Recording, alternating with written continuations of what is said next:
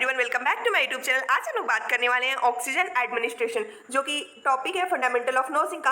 Oxygen therapy क्या होती है, इसके बारे में हम लोग डिटेल डिस्कशन करेंगे। साथ ही साथ हम लोग देखते रहेंगे कि लेसन प्लान कैसे बन सकता है। मेनली ये लेसन प्लान है ऑक्सीजन एडमिनिस्ट्रेशन पे। ओके, तो सबसे पहले फ्रंट पेज पे हम लोग लिखते हैं कौन सा सब्जेक्ट है, कौन सा टॉपिक है, उसका कब, कौन से डेट में, कौन सी प्लेस पे उसको प्रेजेंट करना है, कितने ड्यूरेशन है, कौन सा ग्रुप है और कौन सा टीचिंग मेथड है। और एवीएट्स, जो कि बहुत इंपॉर्टेंट होता है टीचिंग मेथड में, कि कौन से एवीएट्स का हम लोग यूज़ करने वाले हैं। ब्लैक बोर्ड है, पीपीटी प्रेजेंटेशन है, कौन से टाइप्स के चार्ट होते हैं, ठीक है, ट्री चार्ट हो गया हमारा। तो जो भी एवीएट्स होते हैं उसको हम लोग कौन कौन सा यूज़ कर रहे हैं और कौन सी लैंग्वेज में हम लोग अपने लेसन प्लान को प्रेजेंट करने वाले हैं। ये सारे टॉपिक्स को लिखने के बाद से हमारा नेक्स्ट पेज आता है जनरल ऑब्जेक्टिव का और स्पेसिफिक ऑब्जेक्टिव का। जैसे कि ऑब्जेक्टिव हमारे 2 टाइप्स के होते हैं। ये जैसे कि हमारा जनरल ऑब्जेक्टिव क्या है कि हम किस बारे में पब्लिक पीपल्स को या पब्लिक को नॉलेज देना चाहते हैं ऑक्सीजन थेरेपी के बारे में और ऑक्सीजन एडमिनिस्ट्रेशन के बारे में। अब हमारा स्पेसिफिक ऑब्जेक्टिव क्या है? स्पेसिफिक ऑब्जेक्टिव मीन्स कि हम उस क्लास में, हम उस स्पेसिफिक लेसन प्लान में कौन कौन सी चीज़ों को डिस्कस करने वाले हैं। तो सबसे पहले हम लोग ऑक्सीजन थेरेपी के इंडिकेशंस देखेंगे, उसके मेथड्स देखेंगे, ऑक्सीजन इनहेलेशन की कौन कौन से हजार्ड्स हो सकते हैं ये देखेंगे, नर्सिंग रिस्पॉन्सिबिलिटी क्या होती है ऑक्सीजन थेरेपी के टाइम पे ये देखेंगे, और ऑक्सीजन थेरेपी को डेमोन्स्ट्रेट करेंगे। ये सारे हमारे स्पेसिफिक ऑब्जेक्टिव हैं। ओके, अब हम लोग देखने वाले हैं कि ऑक्सीजन एडमिनिस्ट्रेशन क्या होता है। ठीक है, तो आप लोग ये प्रोफॉर्मा जान रहे हो कि ये जो है ये लेसन प्लान इस तरह से हम लोग बनाते हैं। सबसे पहले कॉलम में हमारा टाइम रहता है, देन हमारा स्पेसिफिक ऑब्जेक्टिव, उसके बाद कंटेंट, उसके बाद हमारी एक्टिविटीज़ रहती हैं स्टूडेंट और टीचर की, एवीएट्स कौन सा हमने यूज़ किया है वो कॉलम, नेक्स्ट लास्ट वन होता है हमारा इवेल्युएशन का। ठीक है, तो इतने सारे हमारे कॉलम्स बनते हैं लेसन प्लान में। तो चलिए देखते हैं ऑक्सीजन एडमिनिस्ट्रेशन। ऑक्सीजन की ज़रूरत क्यों पड़ती है पेशेंट को? जब पेशेंट के पास ऑक्सीजन की डिफिशियंसी हो जाएगी आइदर उसके ब्लड में या फिर उसके टिश्यू में, जब उसके पेशेंट के ब्लड या फिर टिश्यू में ऑक्सीजन की डिफिशियंसी हो जाती है, इन दैट केस हम पेशेंट को ऑक्सीजन एडमिनिस्ट्रेशन करते हैं। ठीक है, तो आप यहाँ पे देख सकते हो, patient with the respiratory dysfunction are treated with the oxygen inhalation to relieve the anoxemia और द हाइपोक्सीमिया। मीन्स कि पेशेंट के ब्लड में या फिर टिश्यू में जो ऑक्सीजन की कमी हो गई है उसको ट्रीट करने के लिए हम लोग पेशेंट को ऑक्सीजन देते हैं।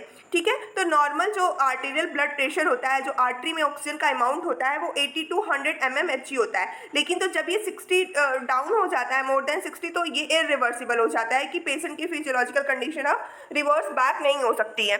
ठीक है, तो जैसे ही पेशेंट का जब ऑक्सीजन लेवल डाउन होने लगता है तो हम उसको ऑक्सीजन एडमिनिस्ट्रेशन करना स्टार्ट कर देते हैं।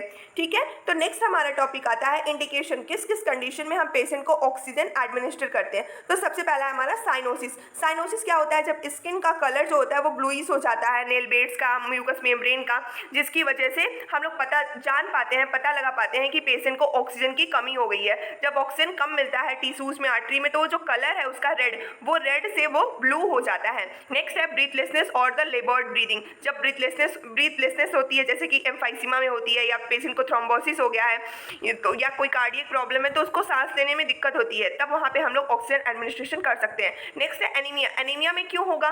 क्योंकि अब अगर हीमोग्लोबिन ही कम रहेगा, अगर पेशेंट में हीमोग्लोबिन कम है, हीमोग्लोबिन ही तो ऑक्सीजन को कैरी करता है टिश्यूज में और उसके टिश्यूज में और मसल्स में देता है। तो जब एनीमिया में जब एचबी कम रहेगा, एचबी कम है इट मीन्स कि ऑक्सीजन कम है। जब ऑक्सीजन की कमी हो जाती है एनीमिया में, तब हम लोग ऑक्सीजन एडमिनिस्ट्रेशन करते हैं। नेक्स्ट है poisoning with chemical that alter the tissue ability to utilize the oxygen. जैसे कोई पेशेंट साइनाइड पॉइजनिंग हो गया है, तो जब साइनाइड की पॉइजनिंग होगी तो टिश्यूज को अफेक्ट करेगी, जिसकी वजह से ये टिश्यूज की जो खुद की पोटेंशियल होती है ऑक्सीजन को यूटिलाइज करने की, वो चली जाती है। वहाँ पे हम लोग ऑक्सीजन एडमिनिस्ट्रेशन कर सकते हैं। सीवियर रेस्पिरेटरी डिस्ट्रेस है, जैसे एस्मा है या निमोनिया है उस केस में, और सीओपीडी के केस में। ठीक है, इन सारी जगहों पे हम लोग को ऑक्सीजन एडमिनिस्ट्रेशन करने की जरूरत पड़ती है। नेक्स्ट आता है अगर हम लोग हाई एल्टीट्यूड पे जाते हैं, लाइक माउंटेन्स पे जाते हैं, हाई एल्टीट्यूड पे जहाँ पे ऑक्सीजन कम है, तो जब ऑक्सीजन कम रहेगा वहाँ पे भी ऑक्सीजन एडमिनिस्ट्रेशन करने की जरूरत पड़ेगी। नेक्स्ट हमारा आता है एटिलैक्टेसिस, न्यूमेक्टोमी या फिर थोरोप्लास्टी। और pulmonary oedema, chest trauma. Next myocardial infarction में भी हम लोग ऑक्सीजन एडमिनिस्ट्रेशन करते हैं क्योंकि हमारा जो हार्ट है वो प्रॉपर काम नहीं करता है। शॉर्ट टर्म थेरेपी लाइक हम लोग पोस्ट एनेस्थीसिया, जब हम लोग एनेस्थीसिया देते हैं उसके बाद से अगर पेशेंट रिकवरी नहीं कर पा रहा है तो उस टाइम पे भी हम लोग ऑक्सीजन एडमिनिस्ट्रेशन करते हैं, ठीक है। हेमरेज या फिर एयर हंगर में patient under the anaesthesia, patient who are critically ill and psychologically induce breathlessness, asphyxia, इन सारी कंडीशन में हम पेशेंट को ऑक्सीजन एडमिनिस्ट्रेशन करना इंपॉर्टेंट है। ओके, ये सारे इंडिकेशंस हम लोग रखते हैं। नेक्स्ट हमारा आता है मेथड्स ऑफ ऑक्सीजन एडमिनिस्ट्रेशन, कितने तरीके से, कितने मेथड से हम लोग ऑक्सीजन को पेशेंट को एडमिनिस्टर कर सकते हैं, ठीक है। तो सबसे पहले आप देख सकते हो कि हम लोग टाइम लिखते हैं कि कितने मिनट में हम लोग को ये टॉपिक डिस्कस करना है, फिर उसके बाद से हम लोग अपना स्पेसिफिक ऑब्जेक्टिव लिखते हैं। इधर हम लोग टीचिंग का मेथड लिखते हैं, कौन से एविएट्स यूज हुआ है, और इवैल्यूएशन आप कैसे करोगे, ग्रुप से क्वेश्चन पूछोगे कि मतलब कि which are the methods used in the oxygen therapy. पढ़ाने से पहले नहीं, पढ़ाने से बाद में भी आप पूछ सकते हो, ठीक है। तो सबसे पहले देखते हैं मेथड्स कौन कौन से हैं। तो सबसे पहला हमारा आता है नेजल कैथीटर। नेजल कैथीटर एक मेथड होता है जिसके थ्रू हम लोग ऑक्सीजन को एडमिनिस्टर करते हैं। जो हमारी नॉस्ट्रिल्स होती हैं, नॉस्ट्रिल्स जो हमारी वल्वा तक जाती है वहाँ तक हम लोग नेजल कैथीटर को इंसर्ट करते हैं, उसके बाद एडहेसिव टेप से हम उसको फिक्स कर देते हैं। और ये कैथीटर जो होता है ये पेशेंट की ईटिंग में या फिर टॉक करने में कोई प्रॉब्लम नहीं क्रिएट करता है, ये पेशेंट को फुल फ्रीडम देता है। ओके, यहाँ पे फ्लो रेट क्या होता है, यहाँ पे फ्लो रेट जो होता है 1 to 4 लीटर होता है और कंसंट्रेशन 22 to 30% रहता है, ठीक है। नेक्स्ट मेथड है ऑक्सीजन बाय मास्क। मास्क से कैसे हम लोग ऑक्सीजन एडमिनिस्ट्रेशन करते हैं, तो जब पेशेंट का माउथ और नोज मास्क से हम लोग कवर कर देते हैं और इसमें जो फ्लो रेट होता है वो 86 लीटर तक होता है, ठीक है। अगर हम लोग कंसंट्रेशन की बात करते हैं तो 25 to 60% इसका कंसंट्रेशन होता है। अब मास्क जो होता है वो बहुत टाइप्स का होता है, मेनली जो मास्क होता है वो 4 टाइप्स का होता है, ठीक है। सबसे पहले हमने क्या पढ़ा, नेजल कैनुला या नेजल कैथीटर। अब हम पढ़ रहे हैं मास्क, फेस मास्क जिससे हम लोग ऑक्सीजन एडमिनिस्ट्रेशन करते हैं। अब ये 4 तरह से होता है। सबसे पहला है सिंपल फेस मास्क, जिसमें जो रेट होता है ऑक्सीजन का फ्लो रेट होता है वो 5 to 10 लीटर पर मिनट होता है और इसका जो कंसंट्रेशन होता है वो 40 to 60% होता है। नेक्स्ट आता है पार्शियल रीब्रीदर मास्क। पार्शियल रीब्रीदर मास्क जो होता है इसमें एक रिजर्वायर होता है जो कि इनहेल्ड जो गैसेस होती है उसको होल्ड करके रखता है, ठीक है। इसका जो कंसंट्रेशन होता है मेनली ये होता है वो 8 लीटर का होता है, ओके। और इसका ऑक्सीजन कंसंट्रेशन की अगर बात करें तो 50% से ज़्यादा होता है। नेक्स्ट आता है नॉन रीब्रीदर मास्क। नॉन रीब्रीदर मास्क जो होता है आप जानते हो ये सबसे हाईएस्ट अमाउंट ऑफ ऑक्सीजन को सप्लाई करता है, ऑक्सीजन को डिलीवर करता है, जो कि 80 to 100% हम कह सकते हैं पेशेंट जो होता है वो नॉन रीब्रीदर मास्क जो होता है वो परसेंटेज डिलीवर करता है, ठीक है। यहाँ पे जो रिजर्वायर बैग होता है वहाँ पे आप देखोगे, अभी मैं इसका आपको पिक्चर दिखाती हूँ। यहाँ पे वॉल्व होते हैं जो कि इंस्पायर करने में भी हेल्प करता है और जो भी एक्सेल्ड एयर होती है, एक्सेल्ड एयर की यहाँ पे एंट्री नहीं होती है, ठीक है।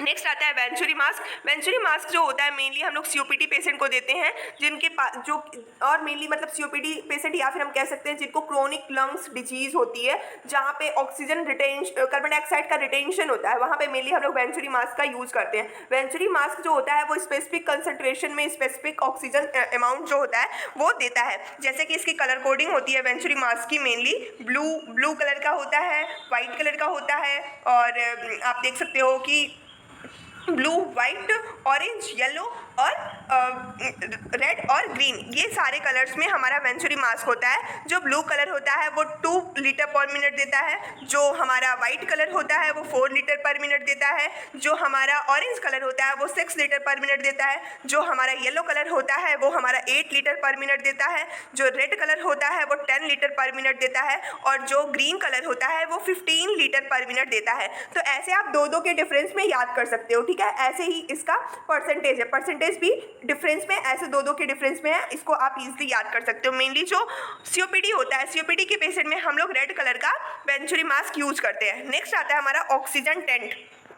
ऑक्सीजन टेंट जो होता है मेनली उन पेशेंट्स के लिए, मेनली ये जो बच्चे होते हैं पीडियाट्रिक के केस में हम लोग ऑक्सीजन टेंट यूज़ करते हैं। ये पेशेंट को इन्वायरमेंट देता है जहाँ पे हम लोग ऑक्सीजन का कंसंट्रेशन, रेगुलेशन और ह्यूमिडिटी को कंट्रोल कर सकते हैं। यहाँ पे पेशेंट आराम से अपने बेड पे फ्रीली मूवमेंट कर सकता है और ऑक्सीजन उसको मिलती रहेगी और यहाँ पे हम पेशेंट को एक फीलिंग आ सकती है कि वो आइसोलेट करके रखा हुआ है, लाइक उसको टेंट में हम लोग रखने वाले हैं जहाँ पे वो अपने आप को आइसोलेट फील कर सकता है। यहाँ पे पेशेंट को जो ऑक्सीजन का कंसंट्रेशन होता है या फिर ऑक्सीजन का जो फ्लो रेट होता है वो 10 to 12 लीटर पर मिनट होता है। ठीक है। यहाँ पे एक डिसएडवांटेज इसका ये होता है कि अगर हम लोग पूरे टेंट में अगर ऑक्सीजन की सप्लाई करते हैं तो यहाँ चांसेस ऑफ फायर जो होती है वो इंक्रीज हो जाती है। ठीक है।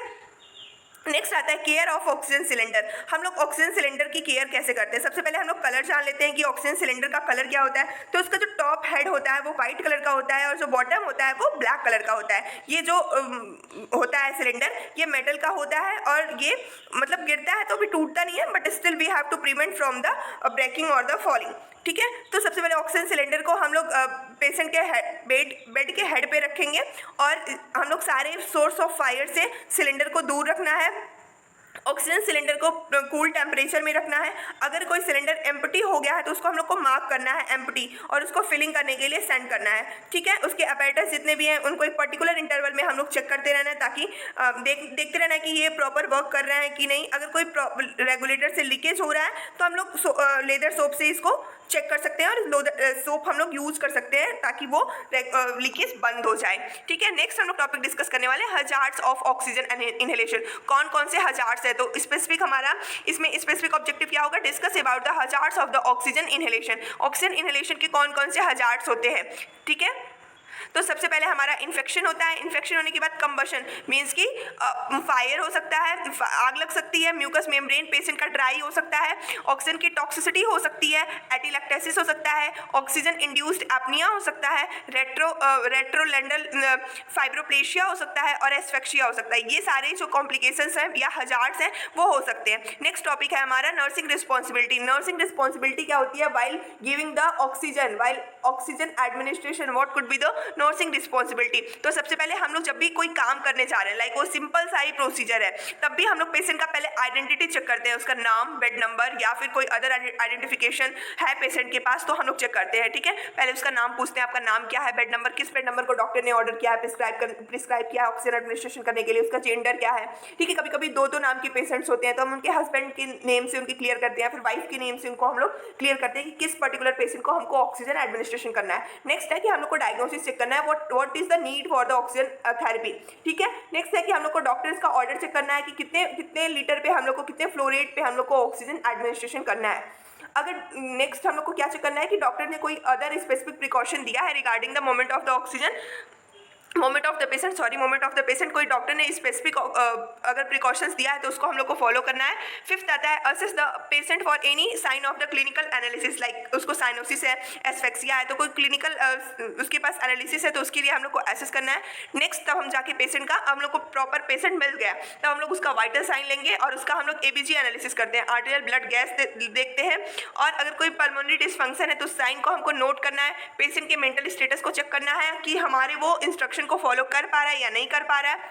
नेक्स्ट है कि हमको सारे आर्टिकल्स चेक करना है, क्या हमारे पास आर्टिकल्स हैं, उसके बाद से हम लोग को पेशेंट को ऑक्सीजन एडमिनिस्ट्रेशन करना है।